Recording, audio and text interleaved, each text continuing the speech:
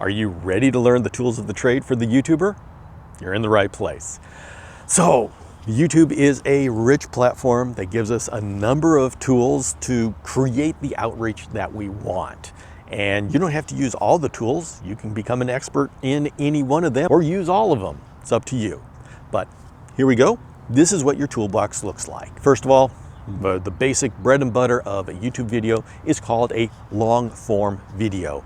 The maximum you can put on YouTube is a 12-hour video or 128 gigabytes, whichever comes first. And so that gives you a lot of space to create whatever kind of video you want. Now, usually the videos are 5 to 10 minutes, and that's what's accepted. The important thing is, though, that you use whatever amount of time you need to tell your story. And as long as you are engaging and interesting, you keep racking up those watch hours. Watch hours. We will get to watch hours. Those are really important, especially for a beginning YouTuber. Next is a short form video. And these are videos that are between 1 and 60 seconds. Now, right now, we are in the middle of a transition to where YouTube is allowing shorts to go up to 180 seconds. This is a new development, and so we'll see how that works. Shorts videos were popularized by TikTok and adopted by both Instagram and YouTube because of the immense popularity of TikTok. And now, shorts have an entire community of their own on YouTube. Next, you have the ability to go live on YouTube, and that's just what it sounds like. You hit the button, and now you are live, and whoever wants to join your live session can join. And you're up there, you talk, they're in the chat, and you can interact. So this is where you can just sit down and chat with your followers. You can have webinars, or you can have a weekly show like I do. Your live streams are going to be recorded, and then they're going to be put on your channel as if it was a regular YouTube video. Now, only the first 12 hours will be recorded, but if you want to live stream for an entire week, you can do that. But only the first 12 hours will remain after you shut down. You are able to put videos in a group together called a playlist. And if you want to check off that playlist as a podcast, then YouTube will actually put this podcast of yours, the playlist, onto YouTube Music, which is an app that's trying to compete with Spotify. So that's a very interesting situation. And you can designate any of your videos as premieres, which means that you can schedule when it's going to launch, and when it launches, you have a live chat alongside the first showing. So if you have an established community, you can tell them this is going to launch at 10 a.m. and whoever wants to show up can watch it with you and type along in the chat. I make use of this every week. And finally, you have something called the community tab, which is essentially announcements that you have for your channel. You do a little announcement that you can put a picture on there, a video on there, a poll on there, and there is a section in the feed where YouTube shows the posts to the people. Any of these tools can be used in any combination. How successful you are with those tools depends upon the community that you build. And when I come back after the halftime, we're going to talk about the strategy as to how to use all of these together.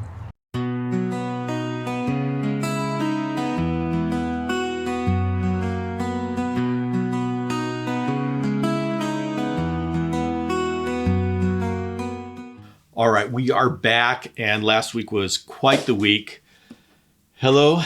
Hello. My best friend in the whole wide world. My ride or die. How was last week? Oh, it was stressful. What happened last week? Well, I launched my video. Let's just see. I'm trying to find the words. There's a lot of pressure, working against a deadline, trying to figure things out. The most part is figuring things that I need to do. Mm-hmm. Getting the right lighting to take video, just all kinds of things. Tried to organize the script, not use a script, make it. It's just a lot of, and then doing everything else that you have to do in life. So yes, yesterday, Yvette launched her first long form video on YouTube. I did. So you are describing the feeling of chaos, overwhelm, chaos, things not working out, angles, you know, right now when having the deadline, I'm like, I just have to get through it. It's kind of like, do it and put it out there, and that's it. I just have to deal with myself, and whatever happens, happens. Now, if you didn't have that deadline, would you have launched yesterday? Would I have launched yesterday? Would you No, have I launched? probably would have not launched, because I would have, obviously you give yourself more time to do things, and then it keeps going and there's more time and more excuses, and it'll just keep prolonging the launch. So I did not want to have a failure to launch situation. So I did it. And how do you feel now that it's launched? Thank goodness. Woo! Yes. Getting a little crazy there. And I'm having a hard time looking back at it, like the whole video. I'm like, okay, well, I've got room for improvement. Moving right along. So, but that's good. It's an accomplishment. I did it. All right. So now that you have your first video out there, which is a huge accomplishment, Yes. what are you looking for to do differently or add on to for your next video? Well, I'm going to remember to film it in landscape. Most of my things are in portrait. And so I have to remember to do that, because everything else that I do is in the other mode. So doing that, also deciding if I want to do more voiceover, a little bit of, me in it. I know I want to try having me in it a little more, just to get myself comfortable. But and also experimenting with voiceover, just a few more techniques. Now, this was interesting. You're very nervous going into this, but you leapfrogged the first method, which is just having text at the bottom of your video. You went straight into having a voiceover. That was a surprising show of confidence. Yes, and it is. But it was my first video, so I know reading will get better. Even though you have a script or you have something you want to read, even when you're reading it back, it may not sound organic or authentic, though I'm using my words, but I have to practice more on making that sound like, yeah, that's me, kind of make it flow. And, you just notice little things. So I'm going to try to see what I can do to tweak about that. I still don't know exactly what I'm going to do. I'm going to be cramming in a lot this week to experiment, or I may just concentrate on one item and work on that. And then as it progresses, delve into things more on how to do things. So, all right. Anyway. Well, I want to say congratulations. That is a huge accomplishment. Anytime you do your first video, it is a huge accomplishment, because it takes so much to, I would say, courage. It does. Nothing went right. My hair was blowing dry. It was a bad hair day. And you could see, just stuff like that, getting it all, whatever. But the advantage is that once you have your first video out there, the next video is just you're adding on to what you've already done. It's kind of like writing a story. It's like the first word on that blank page is the hardest one. But once you have... I had a lot of mind blanks. But you pulled through, and you actually made it happen on the deadline. On the deadline. So, and yes, it does help to have a deadline, because if you don't have a deadline, it's so easy to tell yourself, well, I want this to be good. I want this to be perfect. And then 6 months later, you're still making it good and perfect. And there's a point where you just got to admit, okay, I'm just using this as an excuse. Right. We all want to be really good off the bat. And even when you see people, other creators, you realize, I got to put in the time. You got to put in the time. So you got to learn it. get more confident, and just keep going forward. So, well, you did your first one, and I look forward to the second one, which will be this Saturday at 1 p.m. Pacific. That's what you said. All right. High five. High five. We did it. I did it. Thanks, all. Oh, welcome back, folks. It is time to talk about strategy. Having all the tools in your toolbox is one thing, but now you got to build a house. And how you use all of these tools depends upon what you're good at. And each one of these tools has different characteristics. So let's talk a little bit about the characteristics of each one of these tools. First of all, the long form videos. This is generally the meat and potatoes. This is where you have your main show. There is no set way of doing things, but generally speaking, people make a video once a week. Yes, I do crazy things, and sometimes I go on binges where I do a long form video every day. This is often done as a vlog style. I'm doing it as a course style. Once again, YouTube is open, whatever you want. Long form video racks up your watch hours and can get subscribers. The YouTube algorithm is going to present this long form video to who they think is interested in this kind of stuff. But if you really want a reach tool that goes out and finds people that may not even know that they like your stuff, that would be a short video. Shorts are like popcorn, like little candy, and people just scroll through their shorts feed, and it's called the doom scroll. The important thing about this is these are little snapshots, and so if you're able to make videos that are snappy and have a hook and interesting, then that's going to reach a lot of people, and it's very easy to go viral with a shorts video.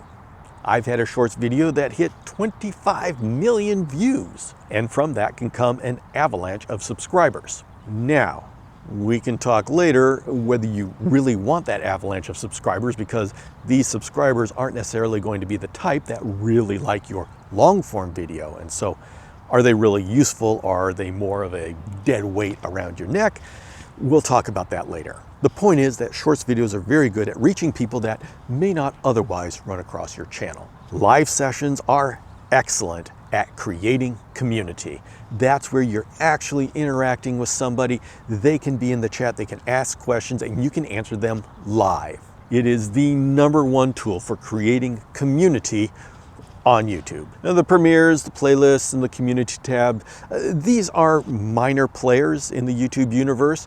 You can definitely use them effectively, but generally they become very useful when you have a specific strategy as to how you're going to use them and you're consistent with it. I do want to mention, between shorts and long form video, there is an overlap. There are people that watch both the shorts and the long form video, but I do encourage you to look at those two groups of people as different outreaches. There is a feature on the shorts to where you can link a long form video, but as far as I can tell, it's not widely used. The people on the shorts are looking for that dopamine hit.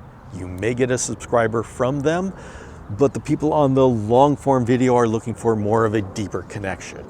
And so your winning strategy is going to be making content that gives the shorts feed people what they want and gives the long feed people what they want. Now, everybody's going to have a different strategy for YouTube. This is something that's worth talking about, thinking about, practicing, trying things out, and readjusting your strategy when you figure out what works. But it is helpful to be able to hear from other people. And so I want to bring you some insight from Garrett Hartle of Reach Out Reptiles. Garrett does it all. He does long form video, short form video, live sessions, and he works on the community tab. I was specifically interested in the strategy that he uses between when he's going to do a live session and when he's going to do a long form video. And I asked him that question so I could bring the answer to you. I think it depends on your goals. So we stagger ours. We do almost as many lives, if not as many lives, as produced videos. So typically we'll do a produced video, then a live, then a produced video, then a live. And the idea is this: your produced videos, you're really trying to dig in and get some content, right? Like, what is the subject? What do you care about? You want to present it in a way that's highly palatable to the audience. Then what I use my live stuff for, we'll have loose topics, mostly just to let people know that they're there and attract them to the video. But it's not really about the topic at all for us with a live stream. It's about the connection with the community. So when you're presenting information, you're giving people free advice, tips, sharing your life experience with them through these produced videos in a way that typically has an agenda, like how to benefit the husbandry of an animal, for example.